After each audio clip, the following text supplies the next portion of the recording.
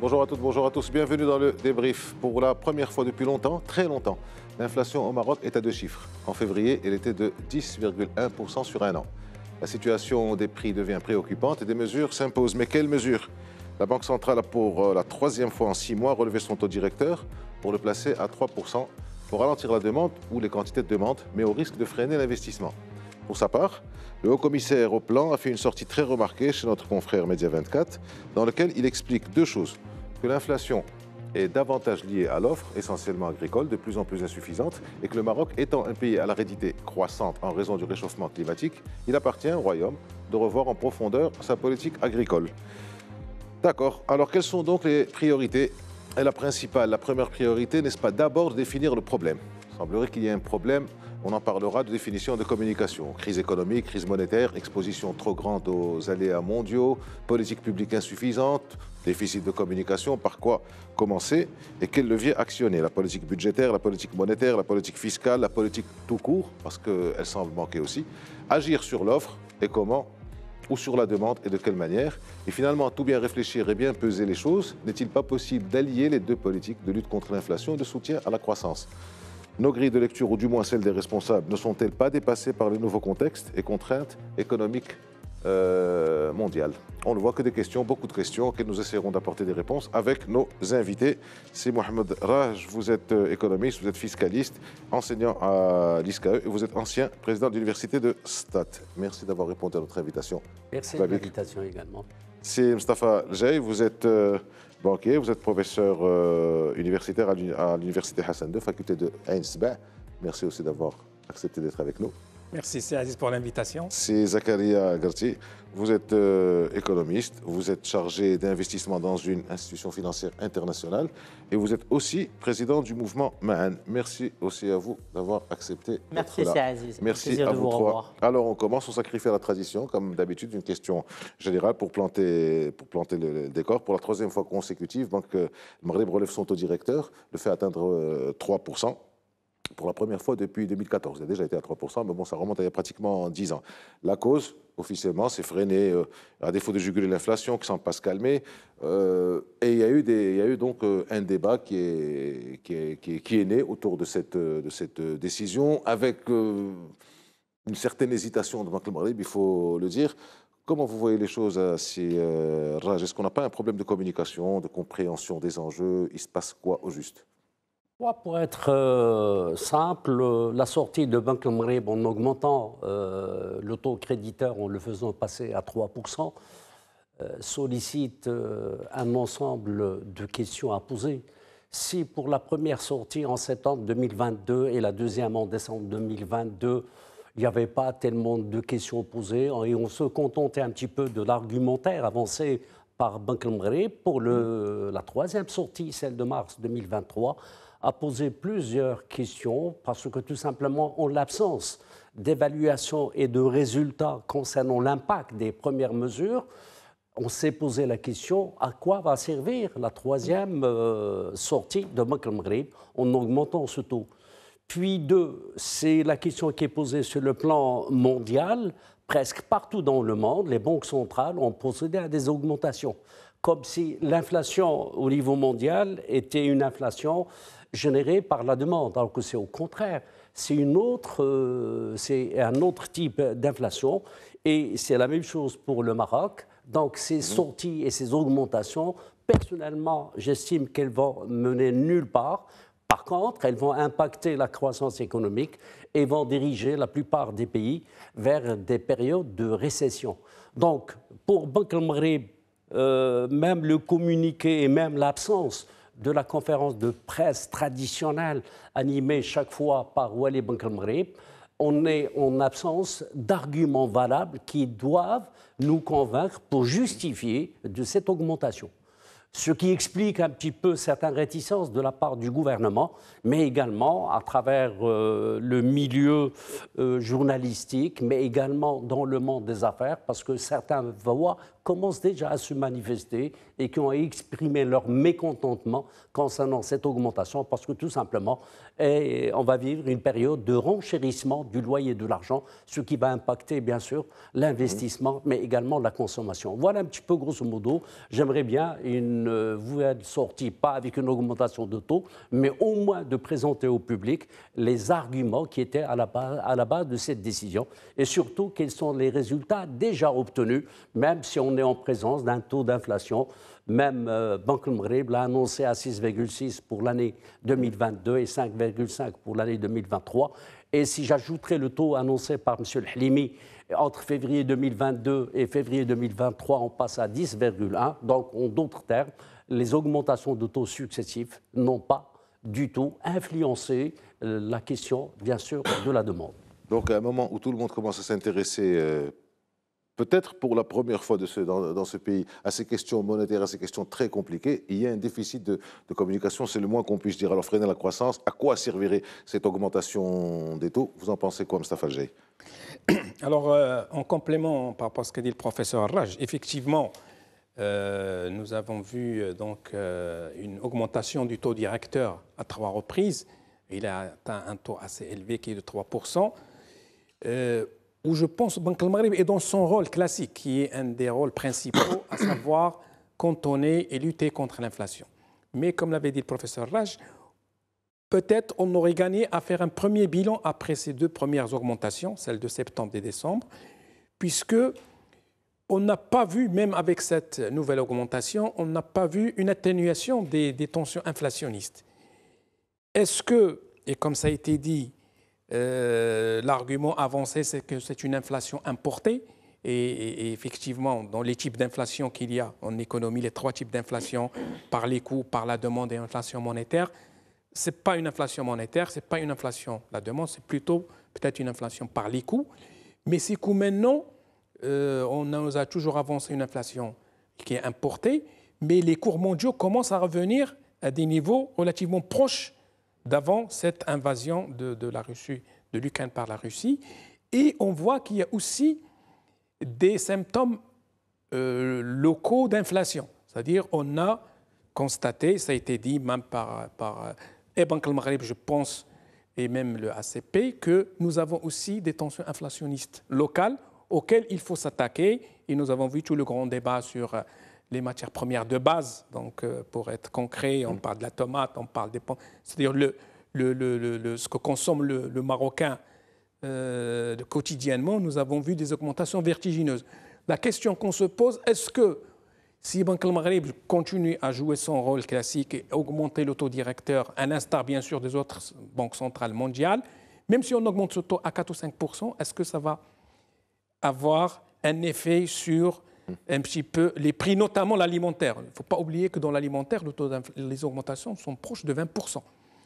Et j'ajouterais même les conséquences négatives sur ces augmentations de taux directeurs, peut-être on va y revenir, au moment où le Maroc est dans un grand chantier, la nouvelle charte d'investissement, le climat des affaires qui vient d'être signé, et on s'attend à une relance économique après des périodes économiques difficiles.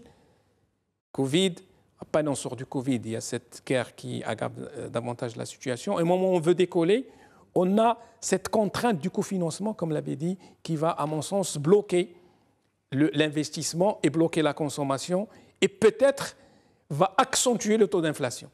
Parce que les intrants, dont le coût de revient, vont augmenter. Et c'est ça donc la grande question. On va en parler. Alors, c'est beaucoup de questions, mais on aura l'occasion d'y revenir. On va rentrer dans le détail. Donc à gauche, ou plutôt à ma gauche, pour qu'il n'y ait pas de connotation politique, c'est plutôt contre cette augmentation. Et à ma droite, Zakaria Gatti. Bon, merci. Et pas à droite. Effectivement. Merci pour cette question qui est extrêmement intéressante. Bon, d'abord, il ne faut pas oublier une chose, c'est qu'à peu près 2/3 des banques centrales à travers le monde, plus de 70 banques centrales à travers le monde ont procédé à des augmentations de taux directeurs. Donc, il ne faut pas blâmer Banque Maghreb de faire la même chose que l'ensemble de ses confrères et collègues à travers le monde, même les banques centrales qui se situent c'est pas pertinent, on peut la blâmer, faut pas faire dans des pays qui sont en voie de développement comme nous et qui ne sont pas des pays européens ou les États-Unis. D'abord, le taux directeur aux États-Unis aujourd'hui s'approche des 5%. Et vous avez raison tout à l'heure quand vous avez signalé la différence, c'est qu'aujourd'hui, il y a un problème, il y a aussi une euphorie de la demande économique aux États-Unis. Quand on parle de théorie économique, on parle d'inflation, vous avez toujours une relation inversement proportionnelle entre l'inflation et le chômage. C'est la courbe de Phillips. Le chômage n'a jamais été aussi bas aux États-Unis. Le chômage le plus bas aux États-Unis depuis 60 ans et se situe à 3,5%, alors que le chômage au Maroc dépasse 11%.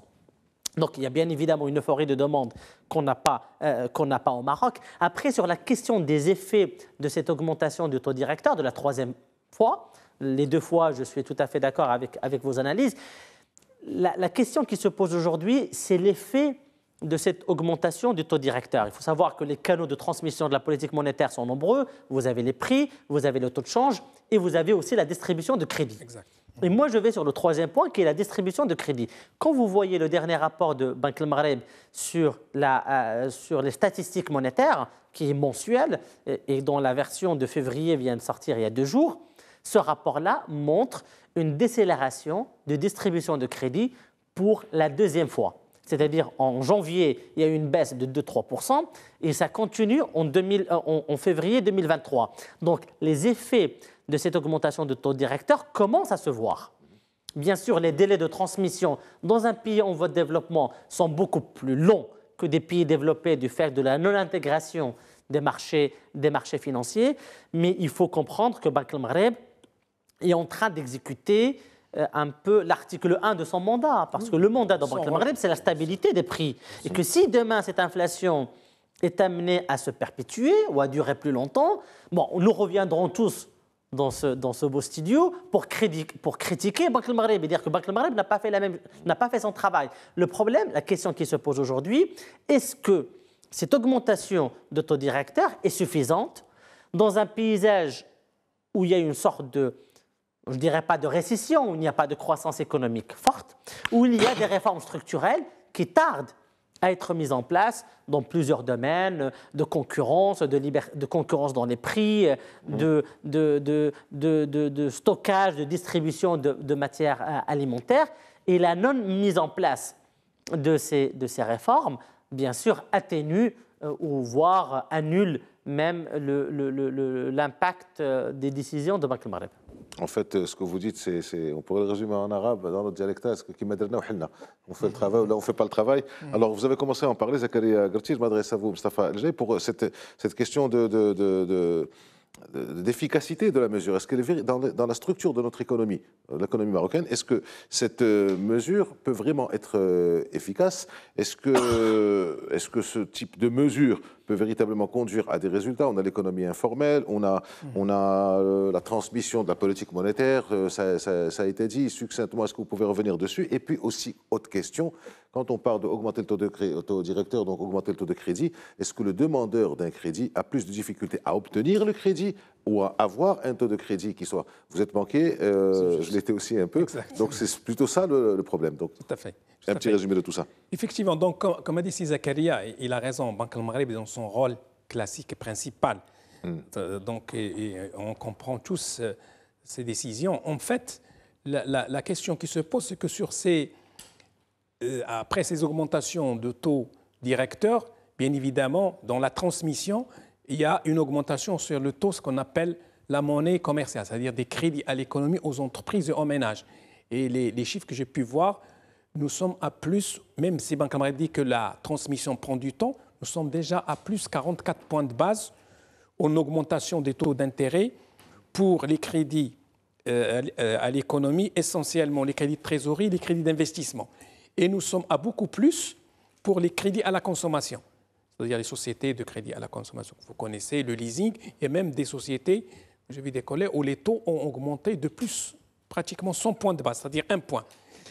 Tout cela, bien sûr, va freiner la consommation. Les gens vont réfléchir 2 fois. Je vous donne un exemple. Quelqu'un qui devait changer de voiture, quand il voit la mensualité, et souvent par endettement, va augmenter de 300-400 dirhams, il va réfléchir 2 fois.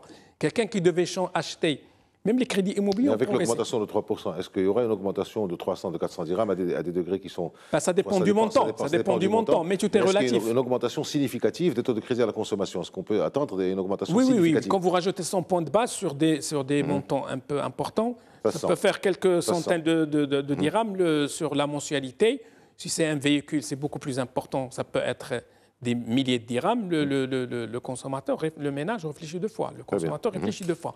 Pour les entreprises, moi je pense, vous avez raison, il y a d'abord, pour les TPME essentiellement, la difficulté de l'accès au financement, et on le voit.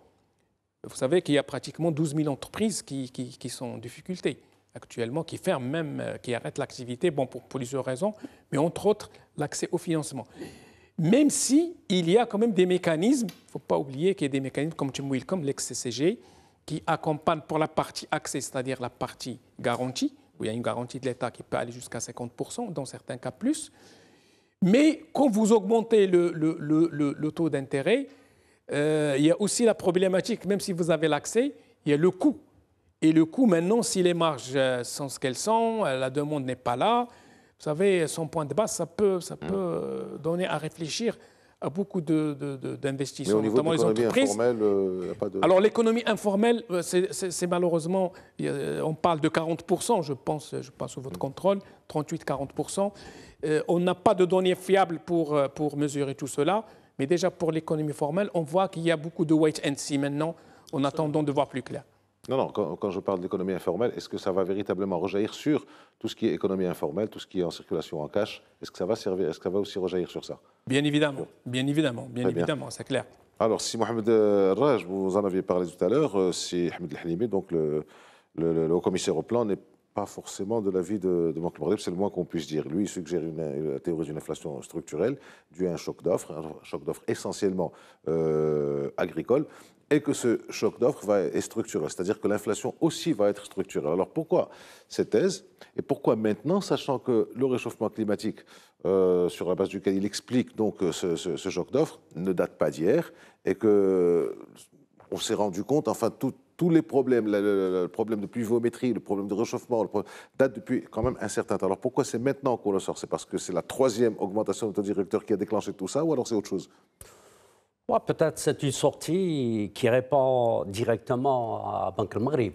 Parce que si Halimi le dit textuellement, que l'instrument monétaire n'est pas une solution pour résoudre le problème de l'inflation, et en avançant sa propre interprétation de cette question d'inflation, en disant qu'il s'agit d'une inflation structurelle et que les Marocains sont invités à vivre avec.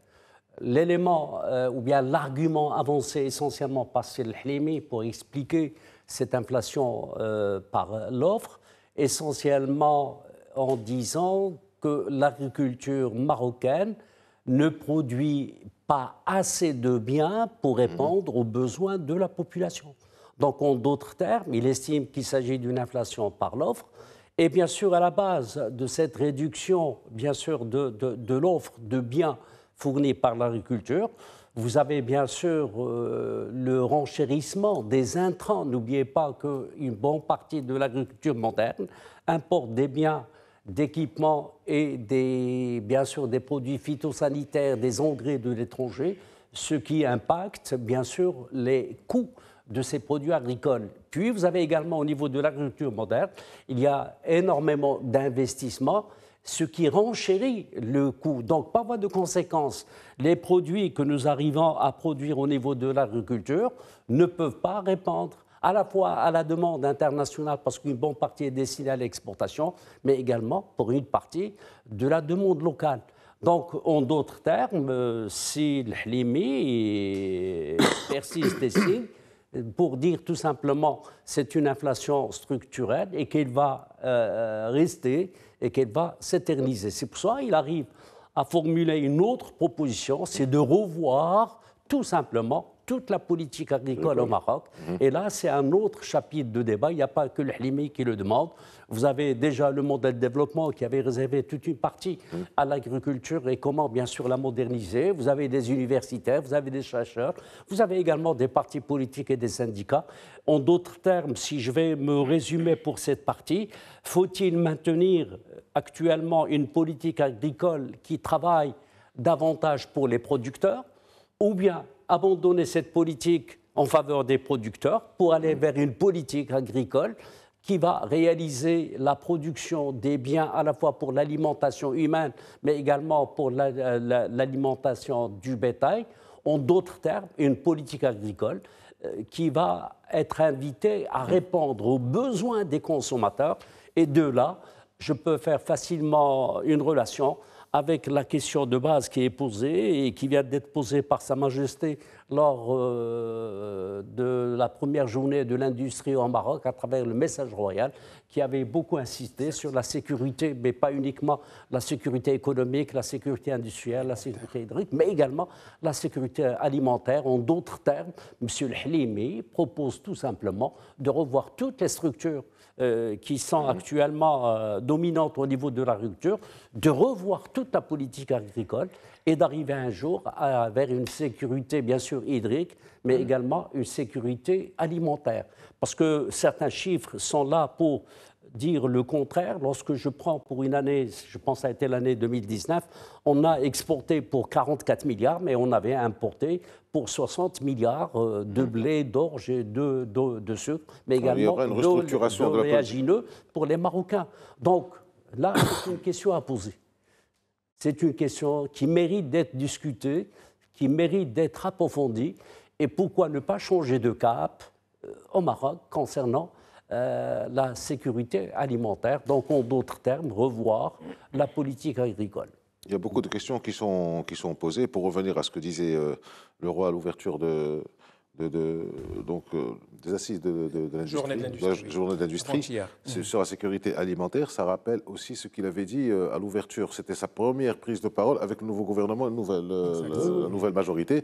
C'était en octobre, 7 ou 8 octobre 2021, où il parlait donc dans ces 3 volets essentiels. Le premier, c'était la sécurité énergétique, industrielle, mais alimentaire, la première. On en arrive à 1 an et demi à reposer la même question et lui-même, Sa Majesté, à revenir sur cette question. Alors, ça fait beaucoup de questions à poser, beaucoup de réponses à donner. Zakaria Garti, tout le monde semble être d'accord sur le fait que l'inflation est une inflation d'offres. Banque le Maghreb le dit d'une certaine manière avec des offres, des chocs d'offres, mais elle relève au directeur. Le HCP dit la même chose, c'est l'offre, mais il faut revoir la politique agricole. Le gouvernement aussi dit que c'est l'offre. Quelque part, il rejoint Ahmed El-Halimi, et donc lui, c'est dans les mesures concrètes. Chacun étant dans son rôle, à la limite, le gouvernement essaye de parer au plus près. Alors il agit sur l'offre, en luttant contre la spéculation, dit-il, en réduisant l'export, pense-t-il. Est-ce que c'est la bonne politique à faire? Est-ce que il faut, sachant qu'il est contre ce relèvement de taux directeur, est-ce qu'on peut tout sacrifier sur l'autel de la croissance? Non, on ne peut pas tout sacrifier sur l'autel de la croissance, bien évidemment. Mais la question est beaucoup plus difficile et plus globale que parler uniquement de sacrifier sur l'autel de la croissance. Et il faudrait revenir d'abord à ce que disent mes chers professeurs sur le caractère durable de cette inflation. D'abord, le caractère durable de l'inflation, il est mondial, il n'est pas que marocain. Aujourd'hui, des économistes internationaux ont écrit sur le caractère durable de cette inflation pour 3 raisons. La première, c'est que nous commençons pour la première année, à l'échelle mondiale, un recul de la main-d'œuvre mondiale en âge de travailler, du fait du vieillissement de la population. Cette année, la Chine commence à perdre 2 millions de populations actives par an, sans parler de l'Europe et des États-Unis. Donc il y a un problème de population active à travers le monde qui va renchérir le coût de travail, ça premièrement. Deuxièmement, ce que nous avons connu, bon après cela a nuancé par les avancées technologiques majeures et que peut-être avec ChatGPT, on aura besoin de moins de main-d'œuvre. D'ailleurs, c'est un vrai sujet. Et plusieurs intellectuels ont écrit à ce sujet, mais je ne parle pas de nous. Le deuxième problème, c'est le problème lié à cette vague de démondialisation, dans la mesure où le Covid et par la suite la crise russo-ukrainienne ont provoqué un regain de protectionnisme à travers le monde, et les gens préfèrent produire chez eux plutôt que d'importer de Chine, même si c'est quitte à produire plus cher. Donc il y a un renchérissement des coûts de production. Et troisièmement, c'est que malgré l'inflation, et on augmente les taux directeurs, mais les investissements continuent énormément. Il faut voir aux États-Unis maintenant, il y a un plan au titre très drôle qui est celui du président Biden qui dit c'est un Anti-Inflation Act. Et en quoi consiste ce Anti-Inflation Act? C'est d'investir massivement dans les énergies renouvelables. Donc il y a encore de l'investissement, beaucoup d'investissement dans les énergies renouvelables qui restent plus chères que les énergies thermiques, ce qui va renchérir le coût de l'électricité et de l'énergie de façon générale. Donc ça, c'est pour parler de l'échelle internationale. Pour parler du Maroc, on parle de choc de l'offre. Il a partiellement raison, c'est le Helmi. Mais il ne faut pas oublier une chose, que sur les 3 produits alimentaires les plus importants, fruits et légumes d'un côté, viande blanche et viande rouge, on est autosuffisant à 100% pour les deux et 95% pour les viandes rouges. Donc, on peut parler de problème d'offre au Maroc, mais on a quand même produit beaucoup plus de produits agricoles au Maroc que hier ou il y a quelques années. Mais le problème, c'est que quand vous allez acheter une tomate au marché, vous payez à la fois, vous rémunérez à la fois le producteur, mais vous rémunérez plein de gens entre-temps. Et que le producteur ne représente que 25 à 30% du prix de la tomate que vous avez achetée. Donc parler d'augmenter l'offre agricole est une chose, mais on ne peut pas résoudre les problèmes inflationnistes sans une solution holistique. Sur les questions de l'offre, et là où il a raison un peu aussi, c'est le patron du ACP quand il parle de problème de l'offre. Oui, il y a la sécheresse qui est endémique, bien sûr.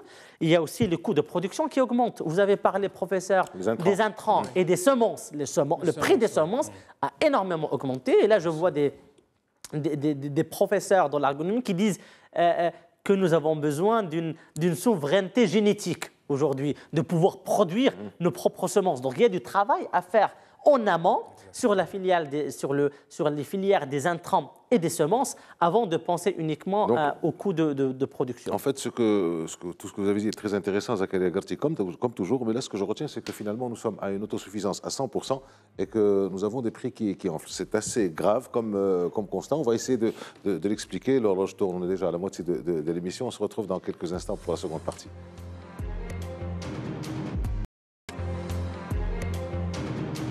Allez, c'est parti pour la deuxième partie du débrief consacré à l'inflation, comme vous voyez dans le titre, qui croire et que faire et éventuellement comment faire.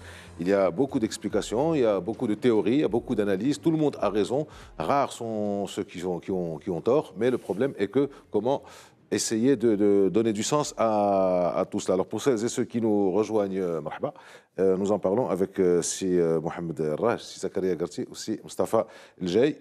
Donc, dans tout ça, le gouvernement a répondu. Le gouvernement a répondu donc à travers un appel téléphonique, donc passé à toujours nos confrères Média 24.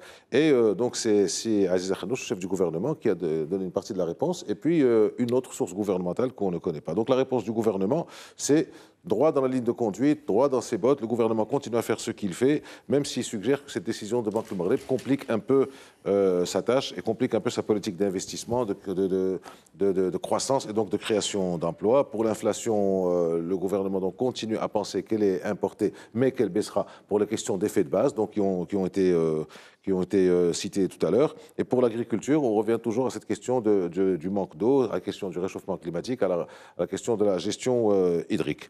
Vous en pensez quoi de cette réponse, c'est Mohamed Raj? Oui, c'est une réponse, mais elle est venue avec tout un retard, parce que pendant des jours et des jours, malgré les sorties de Banque Maghreb et de HCP, il y avait le silence radio du côté du gouvernement, à part les petites sorties hebdomadaires à la suite de la réunion du Conseil de gouvernement, à travers, bien sûr, le porte-parole du gouvernement qui restait dans le cadre des généralités et parfois même dans le cadre des contradictions. Il disait la chose, une semaine plus tard, il disait le contraire.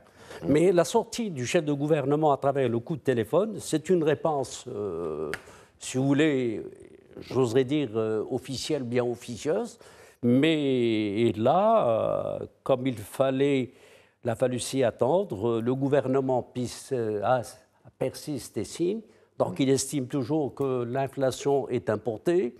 2, qu'il maintienne le cap en matière de croissance économique, qu'il maintienne les mêmes orientations déjà dessinées à travers le budget 2023.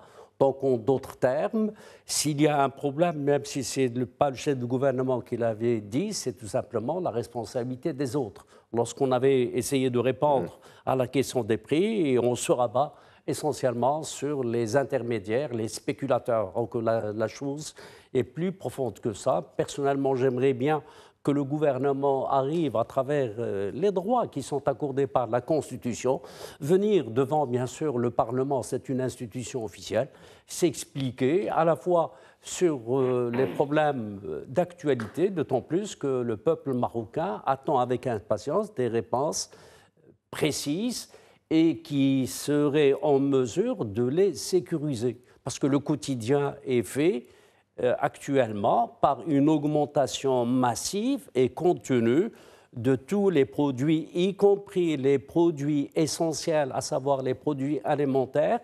dont la demande ne peut pas être reportée ni supprimée. Je parle de la tomate, je parle des oignons, je parle de la pomme de terre, ainsi de suite.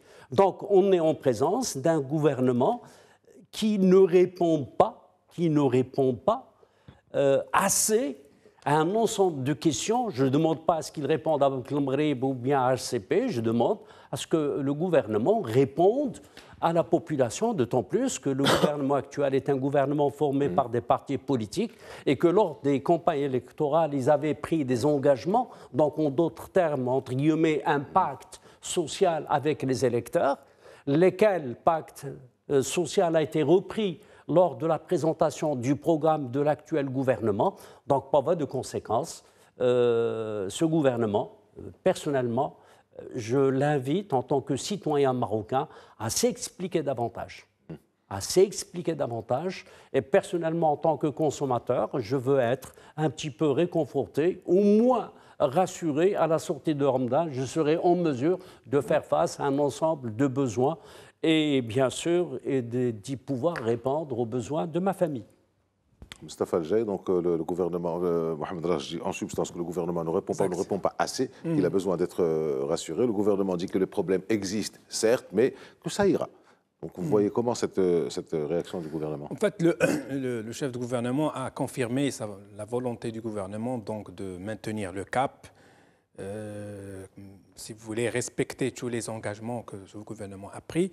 Effectivement, dans une conjoncture qui est très difficile, aussi bien locale qu'internationale, je pense que le seul point qui me semble un petit peu où il y a un manque, c'est dire qu'effectivement, peut-être cette inflation, elle est là, elle va un peu durer, ça va demander un peu de temps, et expliquer effectivement aux citoyens que c'est un phénomène mondial, qu'il faut le gérer. Et moi, je pense que, par exemple, être à 2%, comme c'est prévu dans la loi de finances, ça me paraît vraiment une utopie. Je crois que c'est très, très difficile.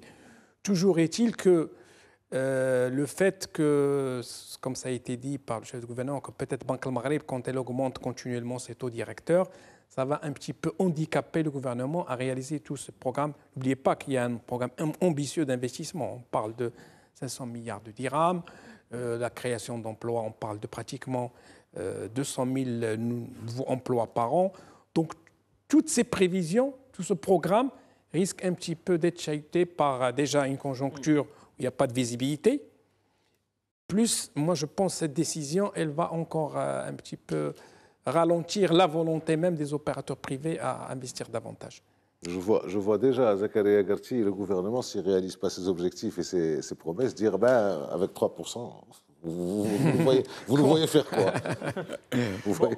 Bon, d'abord, sur la réponse du chef du gouvernement, je pense qu'il y a une inflation dont on a bien besoin au Maroc, c'est bien celle de la communication du gouvernement. Alors déjà petite question sur la forme. Je ne voulais pas poser aussi à vous deux sur la forme. Si vous voulez, Zakaria va être le premier à y répondre, mais si vous voulez y réagir aussi sur la forme de cette réponse. Ça fait quand même un débat, une inflation. Donc tout le monde parle, une explosion sur les réseaux depuis 3 mois, de très hauts personnages de l'État, Banque du Maroc et HCP qui s'y mettent. Et question forme. Je ne sais pas si vous avez vu, pardon, la sortie hier du du PPS. Oui, voilà. Elle est très virulente. Extrêmement virulente, avec des termes très forts, avec indifférence, légèreté, etc. Les partis politiques aussi, ils sont en train de se préparer. Alors, comment vous voyez cette réponse déjà dans la forme avant d'aller dans le fond? La réponse du chef du gouvernement, oui. Elle arrive un peu tardivement. Parce que, bon, pour répéter ma punchline, s'il y a bien une inflation dont on a bien besoin au Maroc, c'est celle de la communication du gouvernement et de son chef, qui est assez absent du débat politique. Et je pense que la crise est suffisamment forte aujourd'hui pour qu'il y ait une sortie vraiment à la télévision du chef du gouvernement et des principaux ministres, plutôt que de passer par des appels téléphoniques, comme vous avez dit, à des confrères le que nous respectons. Le ministre agit anonymement. Que nous respectons tous, ou des réponses anonymes de ministres. Ça n'est pas comme ça qu'on fait de la politique. Quand on voit aujourd'hui, par exemple, dans un pays que nous connaissons bien, même si on n'est pas en bon terme en ce moment, mais on parle de la France, on voit par exemple la crise, la réforme des retraites en France, et les ministres et la chef de gouvernement qui sont à la télé tous les jours. Là, vous êtes dans l'inflation de la communication. Là, véritablement, c'est l'inflation de la communication. Ça matin et soir. Vaut mieux trop de communication. Vaut mieux trop de communication que peu de communication. Surtout dans ces moments difficiles. Et vous avez raison de le souligner. Bon, bien sûr, le chef du gouvernement persiste et signe en parlant toujours d'inflation importée, qui est réelle, bien sûr. L'inflation est en partie importée. Mais il faut aussi reconnaître que même des institutions comme le Conseil de la concurrence a reconnu l'impact de l'inflation importée pour les produits pétroliers, mais a reconnu aussi qu'il y a du non-respect des règles de la concurrence concernant plusieurs des acteurs de distribution des hydrocarbures. Donc il y a un problème aussi réglementaire, il y a un problème de concurrence, il y a un problème les problèmes sont hélas très nombreux, mais on ne peut pas se cacher derrière la sécheresse qui est hélas endémique maintenant. On ne peut pas continuer à se cacher tout le temps derrière l'inflation importée. Je pense que le chef de gouvernement et le gouvernement sont dans une situation très difficile parce qu'il y a un point fondamental dont on n'a pas parlé. Quand on parle d'augmentation du taux, quand on parle d'augmentation de taux directeur, on parle de créanciers, des gens qui vont acheter des voitures ou investir, mais on ne parle pas de l'État lui-même. Bien sûr. L'endettement de l'État, l'endettement du Trésor, dont le coût va augmenter énormément. On a vu les tensions début d'année 2023 sur les marchés de bons de Trésor, 10 milliards, où l'État n'arrivait pas à lever de la dette, et on a dû demander l'intervention de Banque al-Maghreb pour racheter des bons de Trésor sur le marché secondaire. Tout à fait. Donc voilà, ça c'est un point. C'est un point important. Si tu permets, Zakaria, l'impact aussi négatif sur le marché boursier. Absolument. Donc, c'est aussi une conséquence. Là, s'il y a un effet d'éviction, donc, il y a un effet le coût de rémunération des ressources à terme augmente. Parce que tout simplement, les gens vont plus investir dans l'obligataire que d'investir dans le marché action. Et donc, il y a toujours un recul du marché action et c'est clair. Pas un krach boursier, mais une baisse des cours de bourse de plusieurs entreprises marocaines. Donc, c'est un début de réponse. C'est bien que le chef de gouvernement ait pris le temps et la peine de parler à nos amis de Média 24, mais il faudrait des sorties, disons, grand public pour qu'ils puissent d'abord rassurer, parce que la politique, avant de justifier, c'est d'abord rassurer, et l'action du gouvernement et la communication du gouvernement ne rassurent pas aujourd'hui. Commentaire sur la forme, sachant que... Un complément. Oui. Cette inflation, elle profite également à l'État et au gouvernement actuel, pour une raison simple. Parce que vous avez certains impôts qui sont calculés au taux ad valorem, donc ce sont des taux proportionnels. Et comme donc plus les prix montent et plus les impôts qui sont greffés dessus. Du moment que les prix des produits et des services augmentent automatiquement, la TVA, les droits les droits de douane, les taxes intérieures de consommation vont profiter de cette augmentation pour générer à l'État des recettes supplémentaires sous forme de plus-value. Et comme, bien sûr, les prix ont profité à l'inflation, ont profité au Trésor en termes d'augmentation de recettes fiscales, l'État, à son tour, à travers les taux d'imposition, alimente le processus de l'inflation. Et si ça continue dans le temps, on va se retrouver devant une spirale de l'inflation. Donc les points d'inflation, c'est vrai, impacte les entreprises, les consommateurs, mais impacte également l'État, vous l'avez dit tout à l'heure, en termes de renchérissement du crédit à travers les banques du Trésor, parce que les temps vont augmenter.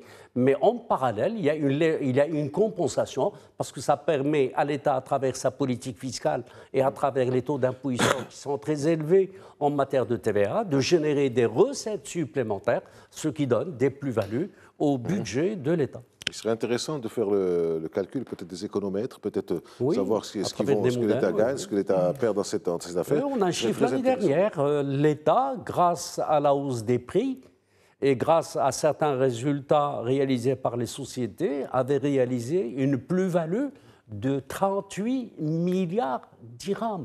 L'essentiel est venu grâce à la taxe intérieure de consommation, mais surtout de la TVA sur les produits pétroliers. Parce que les produits pétroliers qui étaient à $60 le baril sont passés à 100, 110, 120.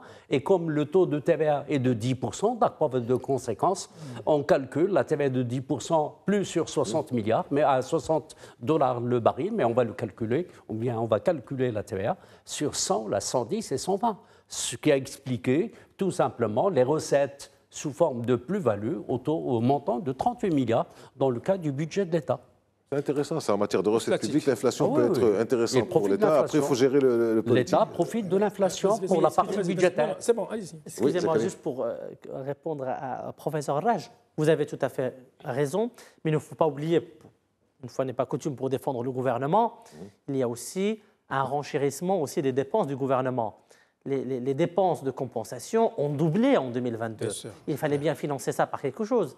Le gouvernement investit massivement dans la santé et dans l'éducation, et on voit les budgets alloués à ces deux secteurs stratégiques ont sensiblement augmenté.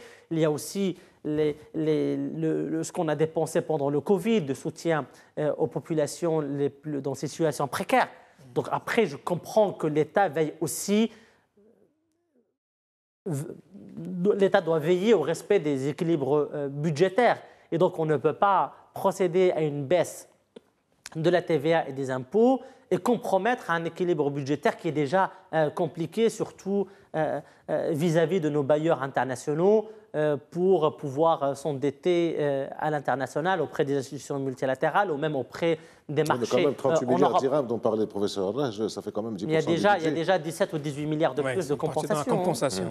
La compensation a pris 15 milliarrs, mais la recette supplémentaire, c'était 38 milliards. Donc, la balance pour ceux qui savent faire des calculs, la recette est positive. Mustafa El-Jaï. En fait, moi, je suis tout à fait d'accord avec Si Zakaria. Effectivement, le budget de compensation, je pense qu'il a doublé. Et incertainement, on avait posé la question quand le grand débat était sur les carburants. Est-ce qu'il ne fallait pas, comme on fait peut-être d'autres pays, on a vu même aux États-Unis, on a demandé à baisser la TIC et aussi à baisser pratiquement les marges des distributeurs. Vous vous rappelez, en disant que soyez solidaires, c'est des moments difficiles. Et quand la question était posée au Maroc, effectivement, il y aurait un grand gap et un déficit abyssal concernant le budget donc, de fonctionnement.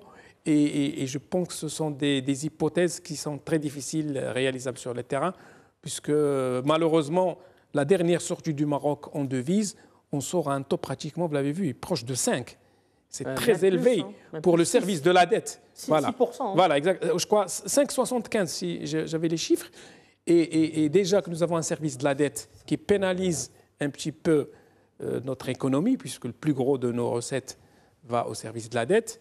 Et là, ce service de la dette va exploser, ce qui est très négatif pour l'économie marocaine. Et nous avons, et il a raison, le grand chantier royal de la couverture sociale, on parle de 51 milliards de dirhams par an, il faut les trouver. Donc, il y a beaucoup de grandes questions et je me mets aussi à la place du gouvernement, ce n'est pas évident. Hein. Il y a déjà surtout que respecter les équilibres budgétaires est inscrit dans la Constitution aujourd'hui. Par contre, comme vous l'avez si bien dit, il faut peut-être sortir et dire, écoutez, 2%, c'était bon à un certain moment, maintenant, avec l'évolution des choses, peut-être ça va être 4, ça va être 5. Je ne sais pas, ce sont ce genre de discours sincères qu'il faut tenir aux citoyens. Comme dit Serraj, cette inflation, avant on a dit c'est le ramadan, les prix ont augmenté. Non, peut-être ça va durer jusqu'à la fin d'année et les gens s'y prêtent. Et sachant qu'il y a aussi la dégradation du pouvoir d'achat, la classe moyenne qui baisse en bas. Nous avons vu la population donc fragile qui s'est élargie. Nous l'avons vu. On a perdu 1 300 000 en 2022 qui ont rejoint la classe des pauvres. Ouais, parce qu'ils ont perdu leur source de revenus lors de la période de Corona, par voie de conséquence. Une partie de la classe moyenne qui a rejoint tout simplement la classe des pauvres. Et maintenant, avec cette hausse des prix, si elle continue et elle persiste, il y a un risque de voir une bonne partie rejoindre, bien sûr, également la classe pauvre. Donc, il a la question que je pose personnellement. On considère la classe comme étant pauvre à partir de est-ce que l'État a intérêt que cette classe moyenne disparaisse? La classe moyenne est une classe dangereuse, mais qui rend de très grands services. Tirer vers le bas, oui. Parce que tout simplement, c'est une classe où vous avez un niveau d'instruction très élevé, qui a des revenus assez élevés et qui parfois défend jalousement ses intérêts étroits. Et chaque fois qu'on touche à ses intérêts, elle réagit. Donc, avec un système de valeurs qu'elle développe à travers la démocratie, la modernité, le mérite, ainsi de suite. Donc, c'est une classe qu'il faut bien entretenir et ménager politiquement, économiquement et socialement. Alors, quand j'entends vous parler d'équilibre budgétaire qui sont inscrits dans la Constitution, il y a cette question d'appauvrissement, il y a beaucoup de choses qui sont en train de se passer. La question que je voudrais, il nous reste à peu près une dizaine de minutes, un peu moins, je voudrais évoquer rapidement, parce que je voudrais aussi revenir sur que faire. Sur quels moyens agir. Mais est-ce que les anciens leviers qu'il y avait, les anciens paramètres d'analyse et de réflexion qu'il y avait, politique monétaire, keynésianisme, etc., agir sur tel levier, sur tel autre levier, est-ce que c'est encore valable aujourd'hui quand on voit comment les crises sont? Avant, c'était des crises qui étaient dues à des explosions de crédit, des déstructurations, des valorisations de monnaie ou autres. Maintenant, nous avons un réchauffement climatique structurel, nous avons une sortie de pandémie et peut-être d'autres qui vont arriver structurelles, nous avons une guerre structurelle, des équilibres géopolitiques structurels. Est-ce qu'avec les anciens paramètres, c'est Mohamed Raj qu'il y avait, est-ce qu'on peut analyser et essayer de trouver des solutions, et si oui, lesquelles, dans les crises actuelles? Je sais que c'est très vaste, mais vous êtes professeur, vous allez condenser ça en 2 minutes et demie. S'il y avait possibilité de solution, on aurait évité la guerre de l'Ukraine avec la Russie, on aurait évité la surchauffe qui a touché les produits pétroliers, on aurait évité les problèmes de ravitaillement sur le plan international. Donc vous avez plusieurs chocs, et là on arrive plein dedans en termes de géopolitique et de géostratégie. Vous avez sur le plan géopolitique un conflit ouvert entre l'Occident d'un côté et de l'autre. Vous avez bien sûr la Russie, la Chine et l'Inde. Certains pays, à l'image du Maroc, on est complètement perdu dans cette constellation. Donc vous avez plusieurs chocs.